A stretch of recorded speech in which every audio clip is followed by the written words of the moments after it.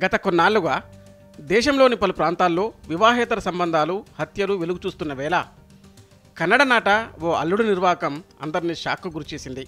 దావణగిరే జిల్లా ముద్దనహెల్లి గ్రామంలో పెళ్లైన 15 రోజులకే అత్తతో సంబంధం పెట్టుకున్న ఓ అల్లుడు భార్య హేమను బస్టాప్లో వదిలేసి 55 ఏళ్ల అత్తతో కలిసి జంప్ అయ్యాడు.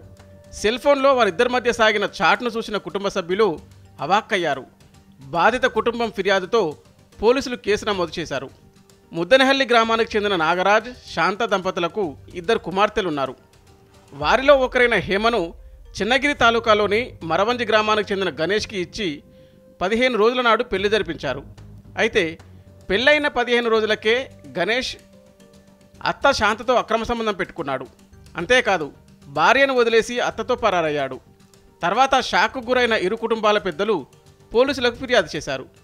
విచారణ క్రమంలో పోలీసులు అత్తాల్లుల మధ్య సాగిన మొబైల్ చాట్ను గుర్తించి అసలు సంగతిని కనిపెట్టేశారు. కాగా అల్లుడితో పారిపోయిన శాంత 4-5 రోజులకే తిరిగి తన భర్త వద్దకు ఒంటరిగా వచ్చింది. తాను అల్లుడు గణేష్తో పారిపోలేదని చెబుతూ హైడ్రామా సృష్టించింది. మరోవైపు తమ కుమారుడు కనిపించకుండా పోయాడంటూ గణేష్ తల్లిదండ్రులు చిన్నగిరి పోలీస్ స్టేషన్లో ఫిర్యాదు చేశారు. కేసు నమోదు చేసిన పోలీసులు దర్యాప్తు చేపట్టారు.